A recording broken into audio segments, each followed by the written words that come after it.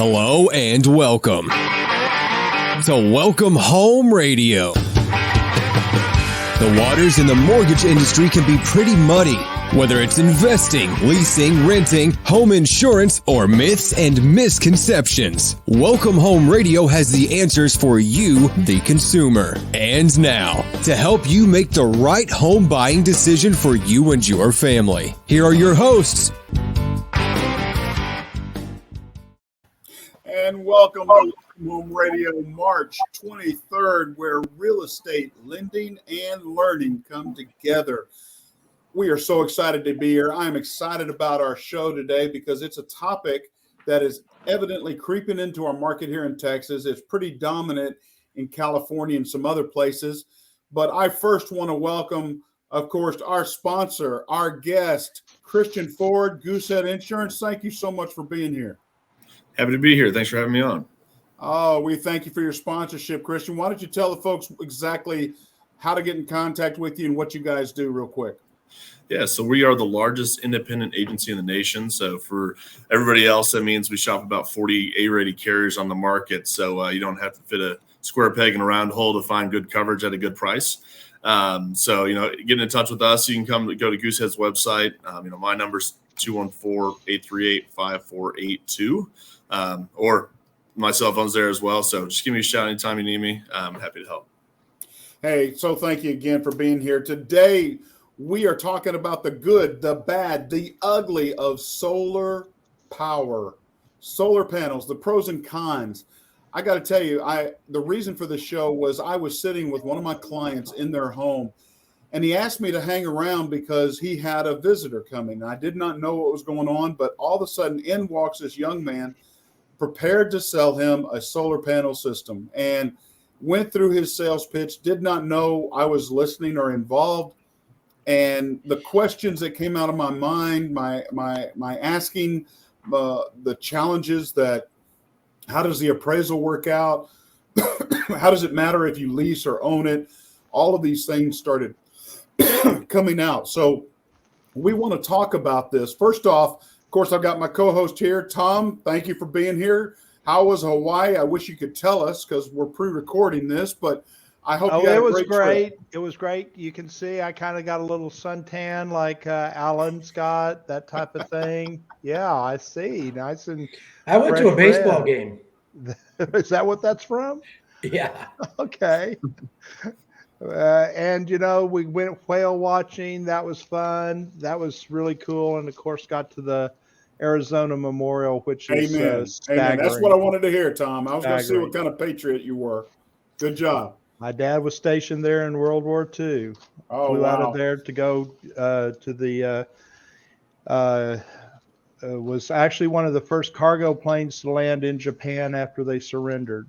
So. Wow. And Alan, welcome from Fathom Realty. So glad to have you here today as well. Yeah, thank you. I did get a chance to, my alma mater from up in Missouri came down and played baseball against Dallas Baptist, who was number 22 in the country, and we took 2 out of 3. So the sun was out, and I did get a little face burn. But other than that, I'm ready to go. The solar panel thing is going to be interesting, and you see them more on houses, and it is a tricky thing when you sell a house with solar panels. Well, this salesman made the pitch that the value of the home would go up. And I'm like, I've got questions about insurance. I've got a question about appraisal value. I got a question. Are you paying it outright? Is it over 20 years? What is it? What type of loan is it? Is it associated with the mortgage? Is it paid off when they sell? All of these things I had questions about because I have dealt with Californians moving here. And Tom, I'm sure you've seen this. They have a lease or a lien on their credit report, even though they sold their home, they didn't pay off the solar panels and they still have a debt. And it's just a challenge to understand the financing, the what's going to happen. In fact, one writer wrote this. Let me find this real quick. Homeowners are often purchased without having full knowledge of documents they sign and the unintended consequences that followed, i.e., I installed a solar panel system last year exceeding 30,000, secured a solar loan to pay for it. I can't find a buyer that will buy my property and assume the solar panel loan. Instantly, that becomes a challenge because they want to sell their house. Thank goodness they're not selling without somebody either assuming or taking over. But it really comes back. The unintended consequences are if that's a UCC code, a Uniform Commercial Code on the filing, that's personal property. And the personal property can't be associated with that home. And therefore, that becomes a liability. Do you leave it there? Do you take it off? And my goodness, if you take the solar panels off, what happens to the roof? So we have a lot of questions to go over, a lot of topics about it. And first, right off, I want to give you some quick data that I collected. The top 10 states that are seeing increased value in appraisals for solar panels. New Jersey, 9%. Pennsylvania, 4%, almost 5%. North Carolina, Louisiana, Washington, Florida, Hawaii are all seeing 4%. Maryland, 3%. New York, 3%. South Carolina, 3%. I don't see California on here anywhere, yet they're leading the nation in this requirement. New homes that are being built are required to have solar panels there. So what is y'all's take of first initial from this topic, the good, the bad, the ugly, whatever it is? And Kristian, I'll start with you. You're our insurance guy. Come on, tell us about what is your take on solar panels? My only take is, yeah, it's great. Selling, you can make a little bit of money on it, selling whatever power back to the grid.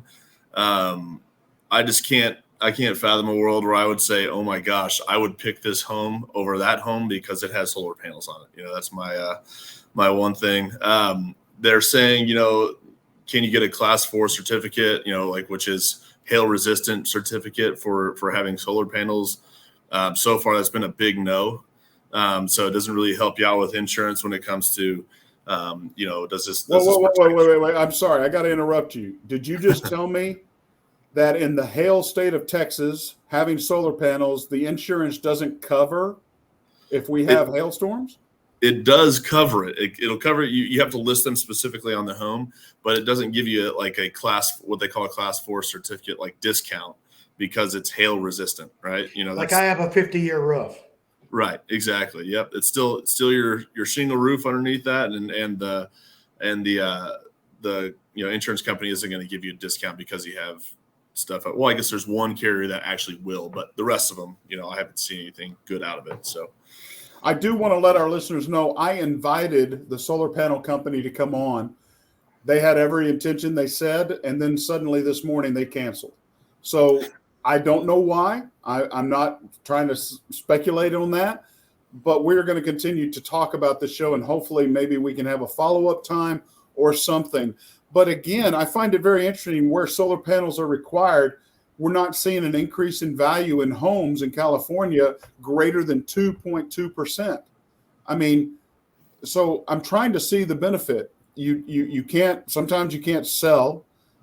Sometimes it's not producing energy for you because of nighttime and or overwhelming clouds, so forth and so on. But then the damage to the roof, who covers that? When it's installed, if it's installed inappropriately and you've got leaks, what happens then? I mean, Kristian, you've got to list it on the insurance. The carrier, one, has to take it, and then two, you've got to have some certain specifics or whatever to show. But I mean, if you take the panels off, that's not a covered peril. They had to put holes in your roof to do it. So that's, what you would call, it's an exclusion basically. So underneath the lights went off, but it's an exclusion. So insurance isn't going to cover it. If they're installed incorrectly and you've got holes coming through, why would I assume the risk of paying out on that? So that's going to be where the solar panel company has to take ownership of that and cover it. Cause I can't see an insurance agency coming out and saying, hey, yeah, let's cover somebody else's mistake here. So. Well, Blair, the one thing I've noticed recently is more of the HOAs are addressing whether or not you can have solar panels, and they're getting a little bit more lenient on that. at least from what I can see. I personally have never helped anybody buy or sell a home with solar panels in all the years, but I think they are addressing that as far as homeowner associations go a little bit. I think before it was just a no-no, but it's not automatically a no-no anymore. Well, I got to go to our professor here. What, real estate guru? Why did we change, Tommy? I thought you were the professor here. Hey, property assessed clean energy loan. That's financing out there for clean energy. These things qualify for it. Are we seeing an increase in this, comparables and added value to the property anywhere, or are we not? Well, great question. I can answer it simply in the fact that an appraiser will not give any value for solar attachments. Period. End of story. Wait a minute. A newsflash. Say that one more time for all of our listeners to understand. The appraiser will not give any value to a solar panel install. Period. End of story. And that's USPAP guidance for the state of Texas at this juncture.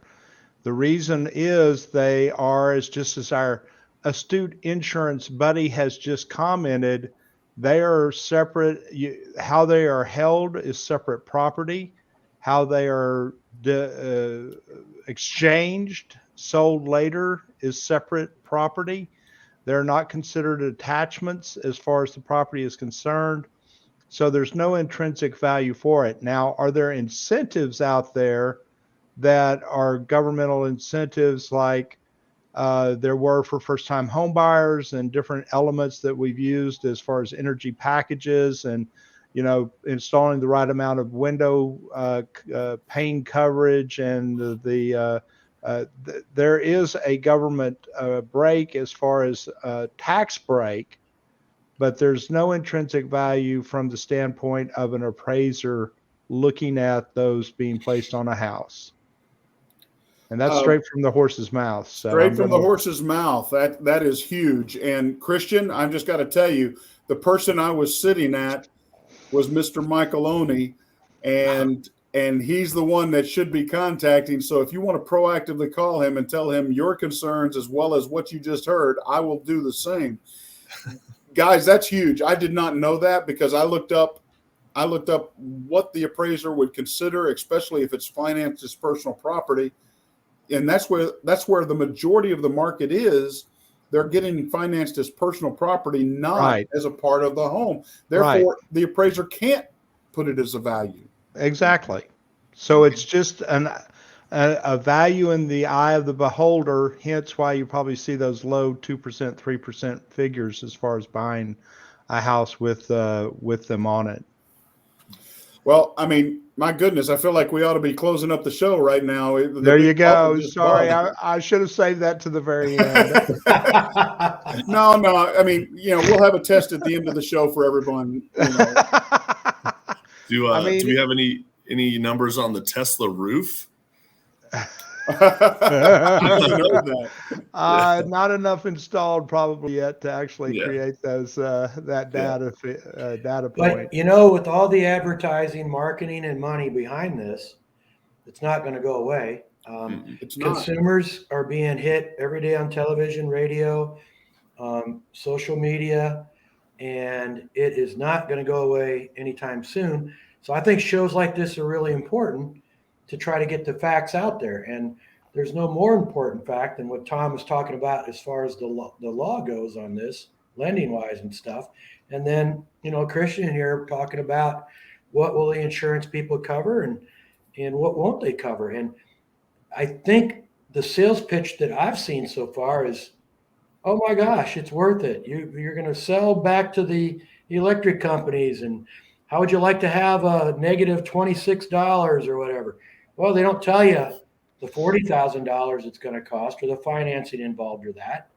And so I think just like, those houses shared, what was that called? That shared housing when people all bought into the same house for vacations. What was that called? Oh, timeshare. Timeshare, yeah. People bought timeshares not knowing the real rules, and a lot of them got hurt and are still getting hurt. So I think this has a very good chance of hurting some people that buy this not knowing what the consequences are. Well, that's Well, why I think you're very right in that, and that's why I'd like to give a listing of questions and let our listeners understand what are the key questions we should be asking about solar. First, right off the bat, why should I go solar? What is the value of going solar? And of course, you've already brought it up, Alan. I'm supposed to, pay for my electricity needs in my home. I'm going to be able to sell back to the company and gain. What they don't tell you is the solar panels don't work at night, and solar panels don't store anything they produce. If you're not use it immediately, it's gone. If you work out of the home and you're not functioning or running anything in the house, then a lot of the times that doesn't all go back and it's lost. So right off the bat, is my house right for solar? HOAs, you mentioned about this. HOAs do not allow solar panels on the front of the home. Well, if your home faces south here in Texas, the strongest solar energy direction, then you can't even put them on the front of the roof. Yes, sir. that was me raising my hand that I investigated, and it's like, no, that won't help me. No, it won't. I've got trees, big, huge trees in my front yard too, which make it even less effective. So, Yep. Got a 100-foot oak right in front of my house. Yeah, they don't mention that you have to cut a lot of trees down to get the light in and that sort of I thing. do like the way you raise your hand. That's awesome. I thought it was. I That's thought a it was new trend. appropriate. I know. Let's add that to the next- requirements. Hey, class, let's get back to class. Come on. Okay, Teach. How should I finance the panels?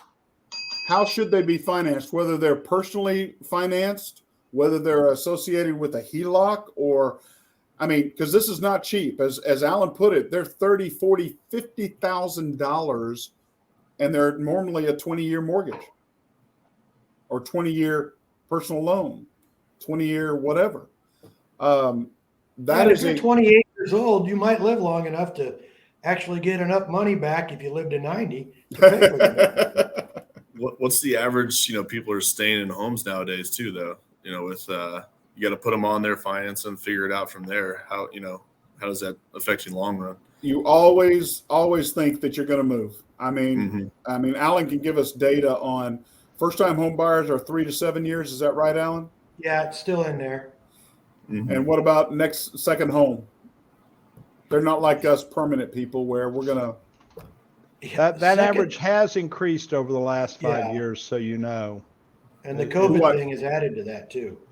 To what? The last statistic I saw about the second home situation was 9.5 years. Okay.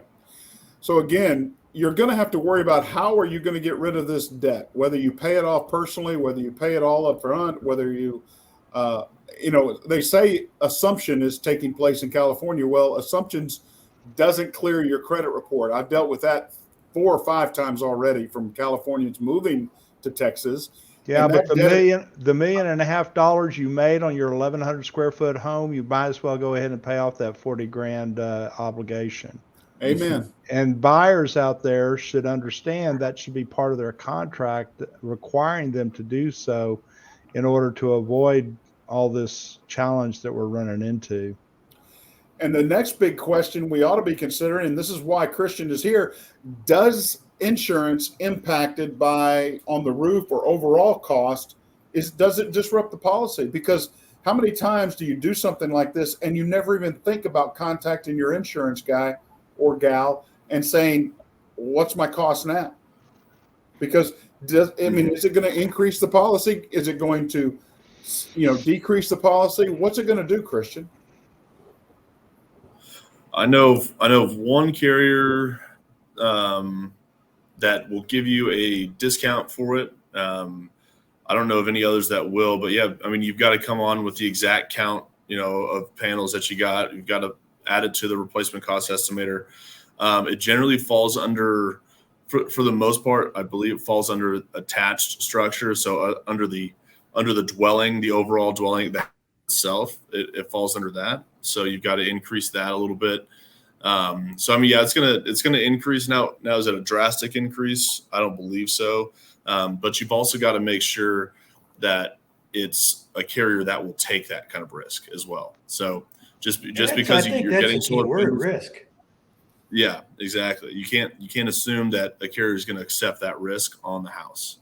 And I got to add to this that look at these: New Jersey, Pennsylvania, North Carolina, Louisiana, Washington, Florida, Hawaii. I understand Maryland, New York. I mean, what happens when snow gets on this stuff?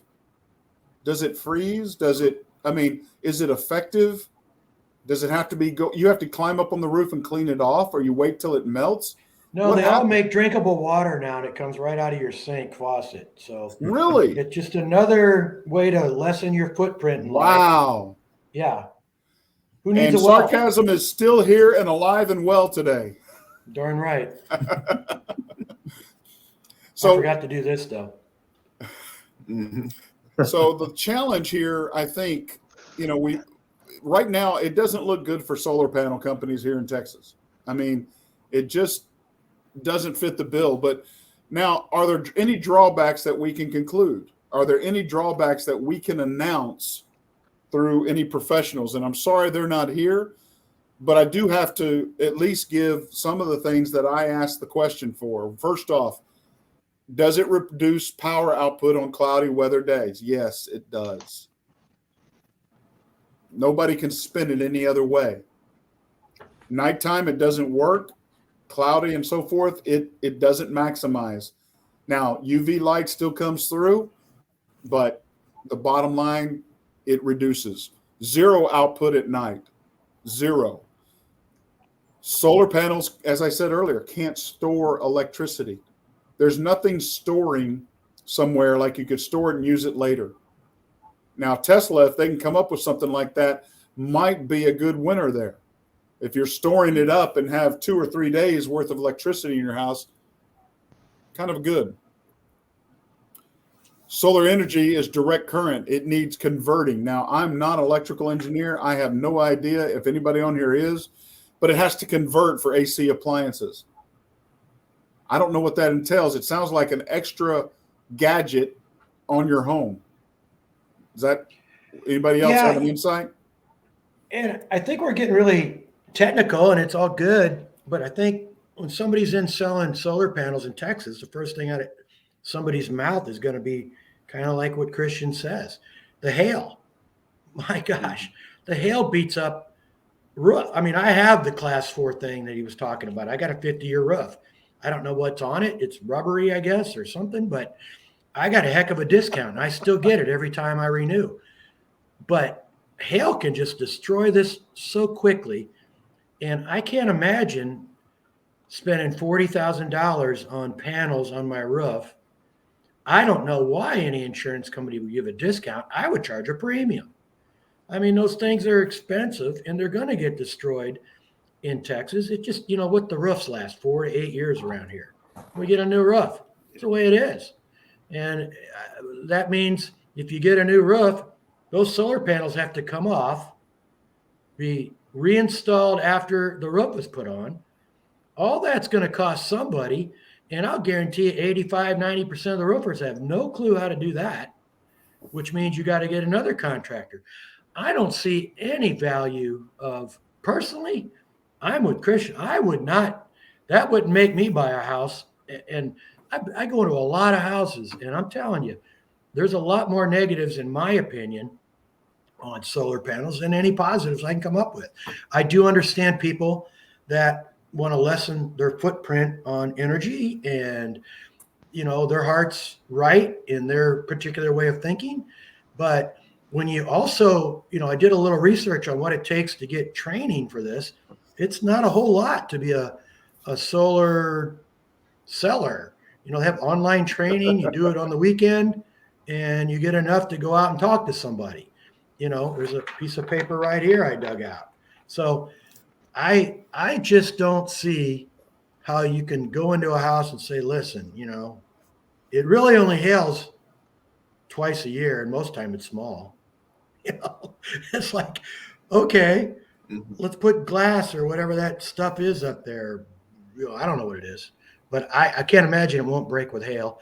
And I don't know why any insurance company would want to mess with a house that has $40,000 worth of stuff that's either going to have to break or get taken off and re-put on because the other roof is hail damaged. So I don't get it.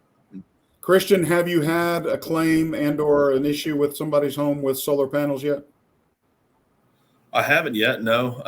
I've had, I've added them to policies, but I haven't had a claim or anything that's had to go through yet. So we'll see, but it's not very common with anybody that I insure. I want to say like maybe 4 or 5 policies over 5.5 years I've added to. So I'm just trying to think, the states that you're talking about that increased value, you're talking, North Carolina, like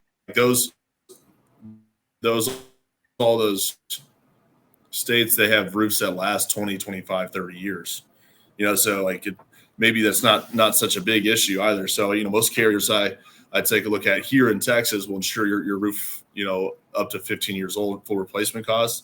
But I'm, licensed in North Carolina, Virginia, South Carolina, like those guys give you a lot more time on full replacement costs on roofs as well.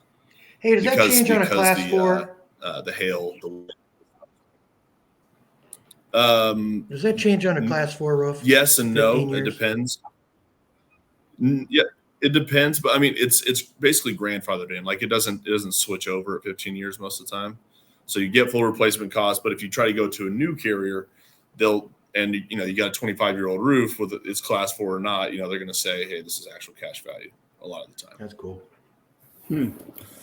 Well, then what other questions are we not asking? What other challenges can we inform? I mean, I got to believe there is some benefit to this because I see them now popping up everywhere. Are these people just buying because it's the next thing since there's no benefit, it sounds like? I really, truly believe it's some people generally in their heart want to reduce their carbon footprint. They want to, help people realize their energy consumption, help other people.